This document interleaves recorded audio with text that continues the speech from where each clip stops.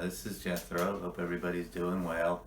Um, we're still in the lockdown mode, shutdown mode, whatever you want to call it. So there's not a whole lot going on in the car show cruising scene. So I'm just trying to come up with some ideas of something to keep the channel alive and keep in touch with everybody. So I decided I got a little car collection set from when I was working at a Ford dealership. There was an award that they gave out 2003, the 100 year of Ford. There's a 12 car collector set. I just figured I'd pull them out of the closet. They needed to see the light of day anyway, so figured I'd just pull them out and kind of go through them and just go over just a little bit of history of the vehicles and what their significance was. So hope you all enjoy it. We'll get going on this. These are the boxes that they come in. There's, like I said, there's a total of 12, and there's pictures of each vehicle. A lot of them are obvious why they're significant. Some of them I kind of wonder about, but we'll go over them each as we come to them. Probably gonna break this up into 2 videos, do 6 in each one, so we don't go on for too long. But a really nice set, and a lot of detail. They're 1/43 scale, so they're just big enough to be able to have some nice detail. And so we'll go ahead and unbox them and get going on it. Alright, well, first up is the Model T. I think that would be obvious with any list of significant Fords. The Model T should be probably the first. It was not his first vehicle that he produced, but it was by far the most successful. This is a 1914. The main reason I believe they went with the 1914 was that was the year that he began the moving assembly line, incorporated that into the production of the car, which greatly increased the speed of the production and allowed him to lower the price significantly, which was his main goal was to make it reliable and affordable, and I would say he succeeded in that.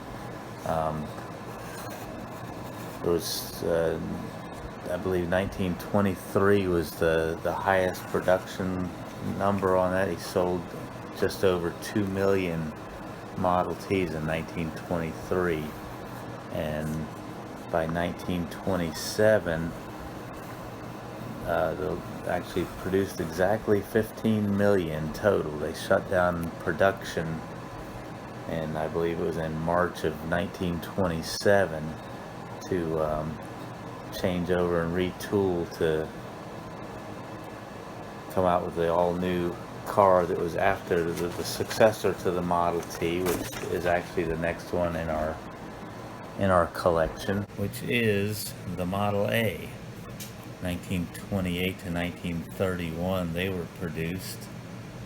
This was a very cool car, and I actually have some pretty cool memories of one very close to this.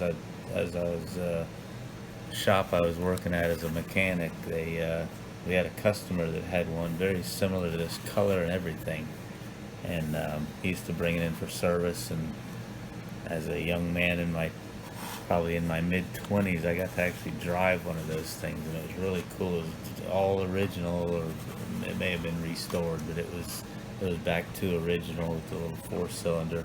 Had a really neat sound and just a neat feel driving them. And then they're still popular today in the antique clubs with keeping them original, and they actually made really good race cars too. The modifieds, they ran a lot of the little Model A coupes, and they look really cool in that configuration as well. And of course they are very popular still today as hot rods and street rods and rat rods and whatever configuration that is. But that was a pretty good encore to the Model T. It was quite a bit more refined and a lot better of a driver, but only did it for a few years. The Model T kind of lingered on a little bit too long, where the production and the sales kind of dropped off. The design was getting kind of tired, so I think he didn't want to have that happen again, so he went with this one. And of course the successor to that is not in the collection, surprisingly, but it's what they call the Deuce Coupe, the 32 Ford, which the biggest add there was the flathead V8, which I'm particularly fond of. But that about wraps it up for the Model A, and we'll move on to the next vehicle. It's our honorary mention for the little Deuce Coupe. Just something I had laying up here. The next one on the block is the 1940 Ford. This particular model is the Woodie, the Deluxe, the Sportsman, I think they might have called it as well. But the Woodie was, again, kind of like the Deuce Coupe, was very much popularized by the Beach Boys. They like the old Woodies, but I think it goes beyond just the Woodie. The 40 Ford was also, like the Model A, was a very popular car as a new car, and then as it went on to the older days, people would take them and either restore them back to original, or hot rod them, or race them, or whatever they did. But the 40 Ford is still today is very popular. And I'm dropping stuff here, but the old Woodie, I always liked to have had one of those, but they are a little bit out of my price range, so at least I have a 1/43rd scale now. And really not much else to say on that. It was just part of the progression of, Ford refining the automobiles. And like I say, the first three in the set were very popular and are still very popular today. So I think they're rolling along pretty good with that. We'll move on to the next one. And the next one up is the 1941 Lincoln Continental. I think that was just Ford is just kind of moving in a different direction a little bit with the luxury car market. He had purchased the Lincoln Company.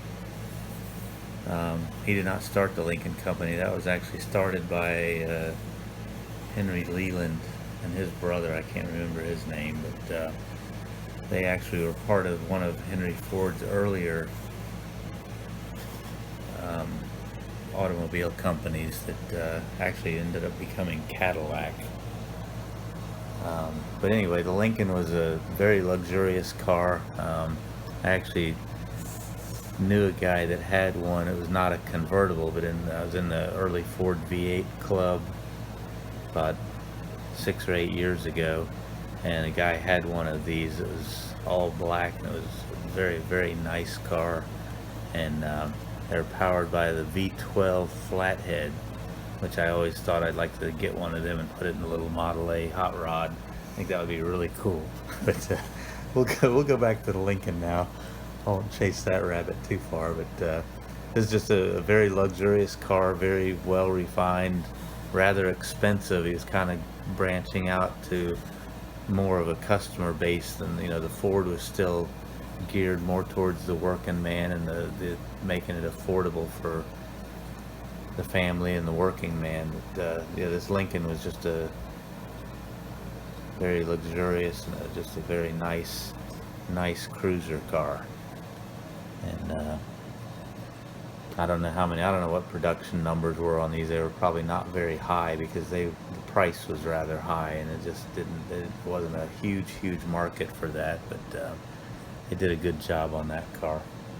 And that'll do it for that one.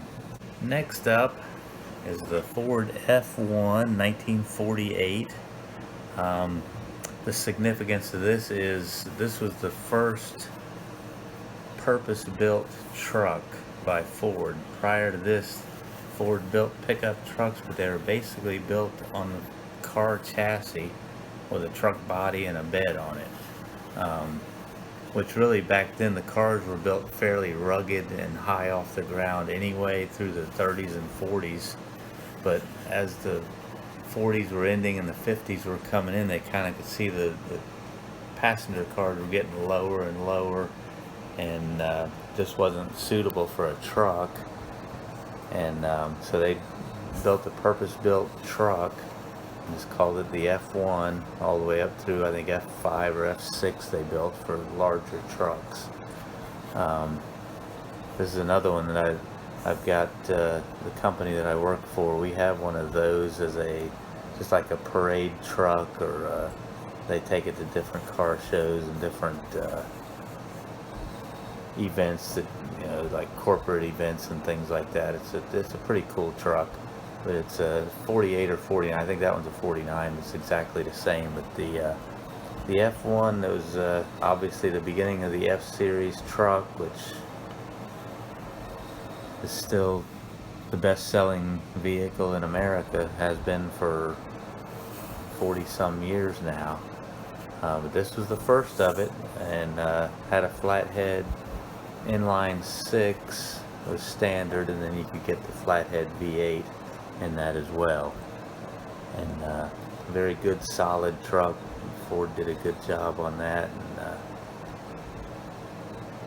sold a lot of them, and you still see them again at different car shows we go to or whatever. You'll still see them out there, and not very many of them on the road, just people driving them. They're a little too old for that, but they're still around. Lots of them out there, and good solid trucks. So that'll do it for that one. We'll move on to the next one. Alright, well, next up is the 49 Ford Custom. It's a convertible variety there on this one. It's a pretty nice little ride. 49 Ford was kind of significant because it was a completely new vehicle from the ground up. They used very little from the cars of the 40s that used a lot from the 30s. They just kind of stayed with the same stuff. After the war, and you know, working with the military and building all of that stuff, they just continued building the cars from the early 40s for a couple of years, just to supply the needs of vehicles for America. And they're working on the new design here, and when they got it all done, they shut down production a little early on the 48s and tooled out for the new one. And I think it's a pretty neat car. They you know, like I say, totally modern design, kind of got them ready to move into the 50s and go from there. That's about going to wrap it up. We're going to close it out here for part 1. We got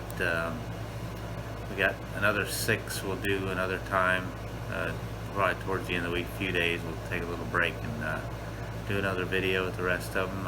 Hope you all liked it. This is I'd say a pretty cool collection, just something that I thought would be interesting to share with everybody. Guess we'll see you next time. Over and out.